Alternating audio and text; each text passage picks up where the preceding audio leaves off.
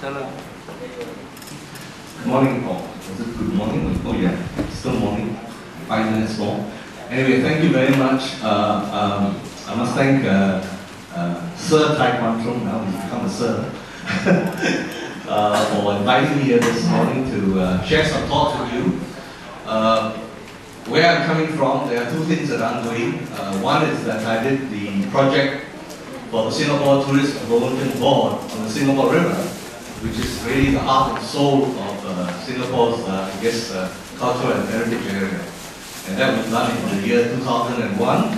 And the project now is obviously being implemented in stages by various companies that are tendering for different aspects of the project. So I'm sharing with you some of the ideas, some of which I have produced here, some of which obviously I can't produce because they have not been implemented and they're still the copyright of the Singapore Tourist Development Board because they paid me a sizable amount of money to do this project for them. So that's the first part. The second part of the presentation is partly to do with Hoi An and just some general reflections based on my particular current interest in sustaining livable cities, which the Singapore government is very interested in and which we have extended to many ASEAN countries, including Vietnam. So I've been involved in that project and I will share with you just a few things in relation to that and hope that we can take it from there. So let's move on. Alright, this is the basic outline of my presentation and I think I don't have time, so let's carry on the next one. Next. Okay.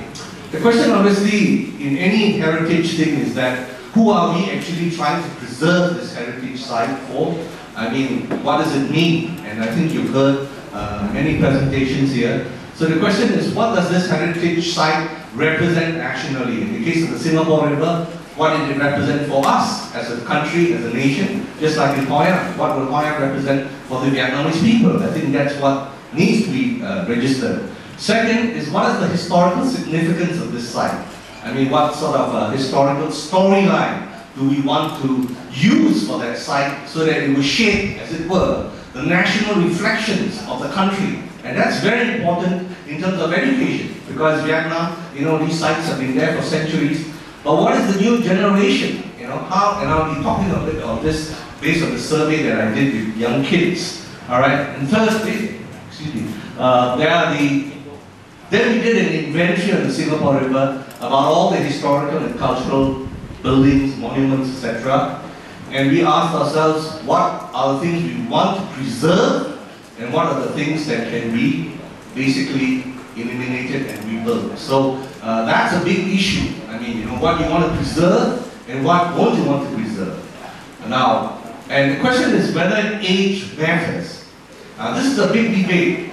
You see, sometimes people say that a building is very new, so we can, get rid of it.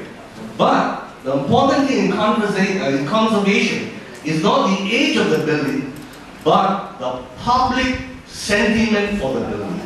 What does the building have in terms of its social and political significance? That's more important, and that's the stakeholder interest. So in Singapore, we lost the National Museum, the National Library, all right? And there was a very big public debate because a lot of people grew up with the National Library and the government said it's too young, the building only 25 years old, get rid of it. So I think age is an issue when you deal with conservation, but more important, it's the social kind of stakeholder interest that someone talked about just now, about the ownership, which is very important in a building. Okay, next. All right. Now, in the Singapore River, there are two aspects, just like in Hoi An, we talked about the sea and the land. In the river, it's about the river, the biosphere, and in fact, the technosphere, the area of the land area. Now, what has happened in the Singapore River is that we have done something, all right, obviously I can talk about it now because it was just done last year. We have dammed up the river. We have made the whole river into a reservoir, a freshwater reservoir. Now, you know why. Singapore is very short of water. We import a lot of water from Malaysia.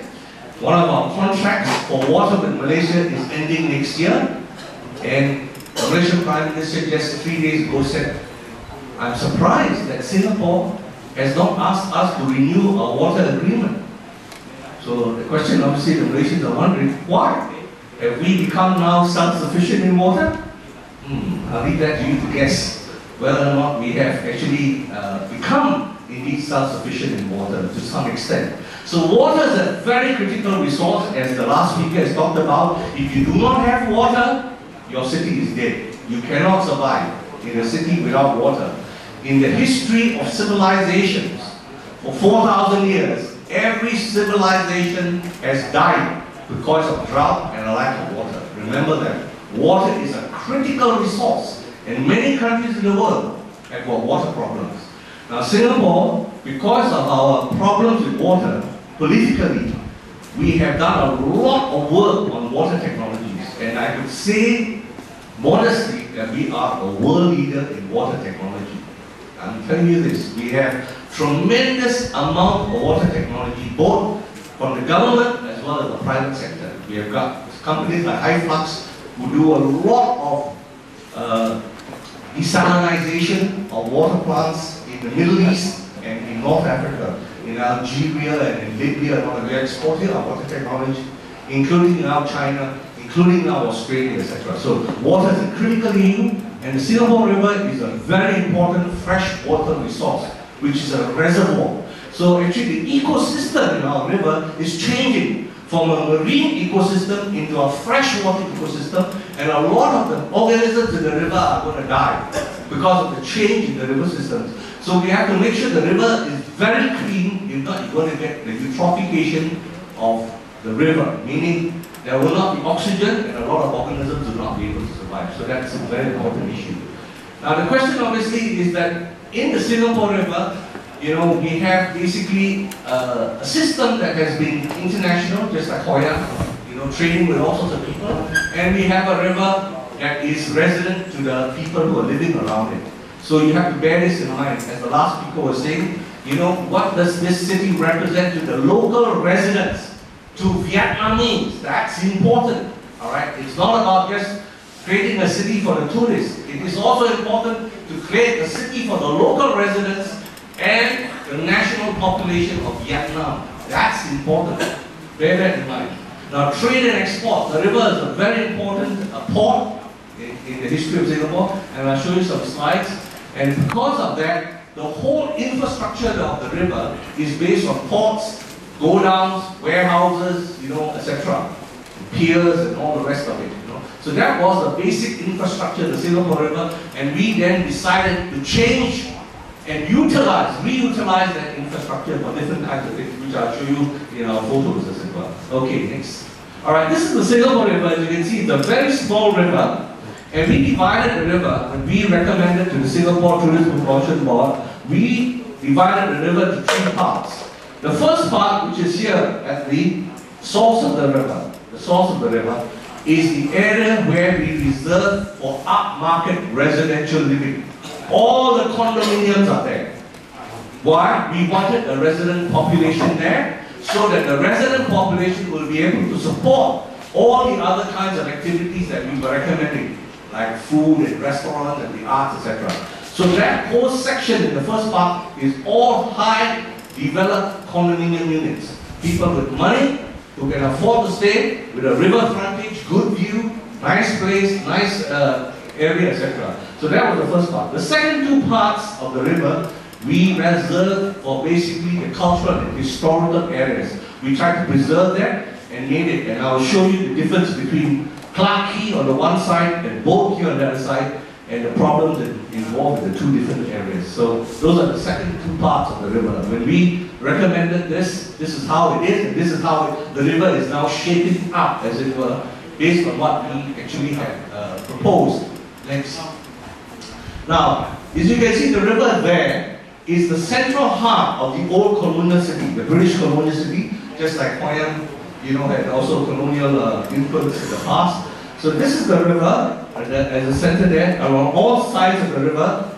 This side of the river was all the local residents, and that side of the river was the colonial heartland. the colonial city. The British colonial city was on the north side of the river. The south side of the river were the Chinese, the Malays, the Indians, the Hindus, the Buddhists, etc. All their temples, their mosques, etc. were all on the south side. You won't find anything on the north side. North side is all the churches. The Presbyterian Church, the Wesleyan Church, the Church of England, the Roman Catholic Church, the Baptist Church, the Methodist Church, all those, the Armenian Church, are all on that side of the river. So, a very great contrast between the landscape. One side very colonial and Western, the other side very Asian. Alright? Next.